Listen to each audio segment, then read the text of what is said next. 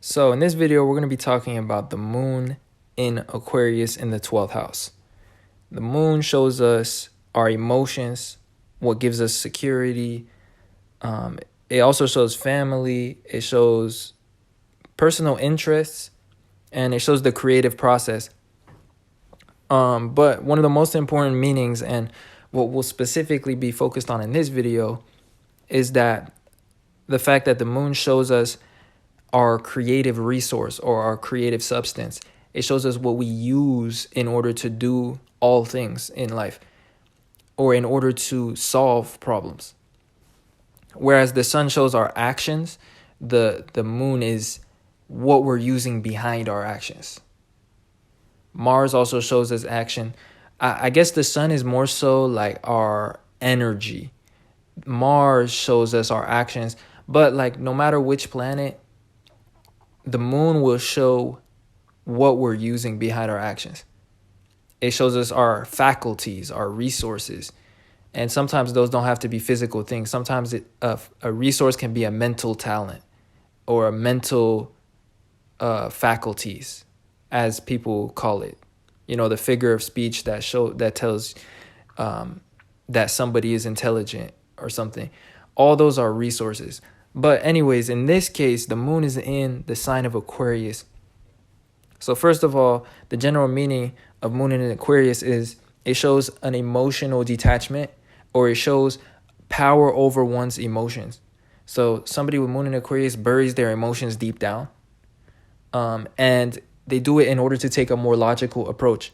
And the resource that they use in order to do things is they use logic rather than emotion. They may use creative forms of logic, but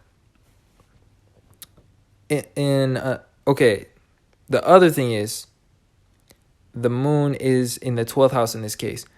The 12th house has to do with our imagination about things. It has to do with our vision, our dreams, our assumptions, and it's the house of unconsciousness. It's behind our ascendant. It's the stuff that we are not aware of, and that we are not perceiving, but that we are affected by in a subconscious way.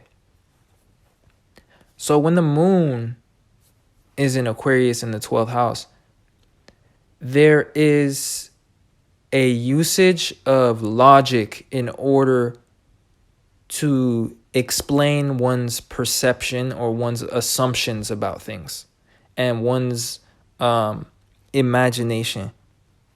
So that is a creative resource that you utilize. You logically explain your perception about things, even if it's something that's wrong to other people. You somehow find some sort of logic in order to explain your actions or your assumptions. So this can create interpersonal manipulative tendencies in negative individuals, or just on an unconscious level. Even if somebody means the best, there is a tendency to be unconscious of one's emotions and also to suppress the emotions because the moon is in Aquarius. And the 12th house is what makes it unconscious as well. So they're unconscious of their emotional needs, but they see through the lens of their emotions. Like their emotions actually clouds their judgment, but it's more so their logic in this case. Like their logic about their imagination will cloud their judgments, because most likely the ascendant is Pisces in this case, and the ascendant is the lens that we see the world through. And Pisces is associated with the 12th house. So this logical rationalization of the emotions becomes the lens that these people see the world through. Generally speaking, they have a lot of power in relationships. And one of the gifts that they have is they have emotional persuasiveness. And they are very emotionally confident. And, you know, in a negative sense, they can cast a sort of spell on others with their logic, their excuses, or their reasoning behind why things are the way that they see things, why things are the way that they perceive things, and they can make it make sense, even if it's not necessarily the best reason or it's not using the best explanations. So also, the moon shows us our emotional needs and what fulfills us, what gives us security. It's a place that we always return to. Even if we do leave the comfort zone, our comfort zone is something that we tend to feel comfortable in. So we tend to return to it. And that's what the moon shows. In this case, it's in the sign of freedom, which is Aquarius. So there's a need for freedom. And it's also in the 12th house, indicating there's a need for solitude. And these people have this sense that they need to be reliant on themselves in order to feel secure. They need to have solitude and freedom. And a lot of times, given this solitude, they're able to invest into a lot of different creative interests. They're always creating things. They're always developing different ideas, because the moon shows us the creative process and it shows us creative projects. And in this case, it's in the 12th house of solitude, chaos, and creativity. But the 12th house makes it so that the moon actually accomplishes a lot of things, but it can be a little bit scattered. They can be doing a lot of different creative arts, or this could show somebody that studies a lot and learns a lot of knowledge. But they can be learning about all types of different forms of knowledge, like very far subjects and topics that are completely maybe unrelated even, but things such as philosophy, the truth about reality, spiritual topics especially. Like, these people need that solitude, and when they do have solitude, they're always like studying, or either they're being creative and creating shit. So the last thing about this placement, like I said, is that it creates a strong conviction in one's perception. And there's a strong logical conviction in their reality and their imagination. And since the ascendant is more than likely Pisces, they approach the world through their imagination. So they are very confident in themselves and the way that they see things, even if it's so misunderstood by others, even if it's like crazy to others. And a lot of times they just have this need to break free from the mainstream and to break free and have solitude because of the fact that they are often misunderstood.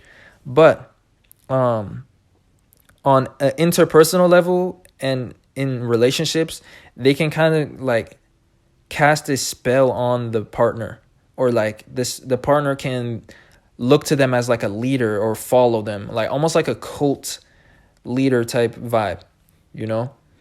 And it's just this emotional confidence, and it's like a talent almost. And you know, what else? Yeah, it can show a form of like emotional manipulation, or just having power in relationships.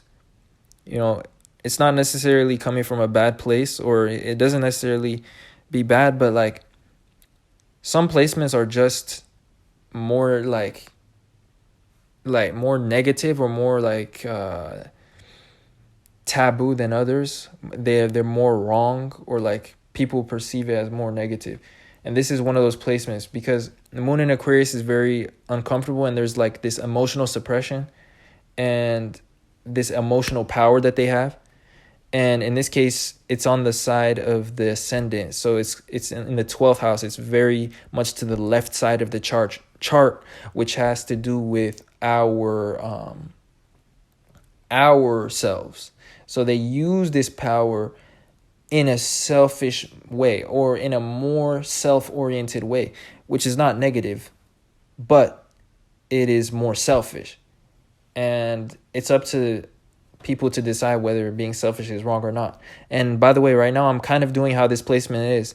Like, I'm justifying or using logic to explain my perception of things which may actually be completely wrong to others. You know what I mean? But that's exactly how these people are. They're able to rationalize like their point of view, and like, but I'm able to use it for good. You see, I don't have this placement, but I'm able to use logic in order to explain why a negative placement really isn't necessarily bad and how it can be used for good. So right now I'm telling you guys why this placement may be good.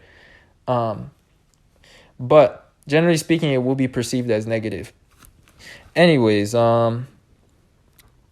yeah, so last but not least, they can be scattered creatively.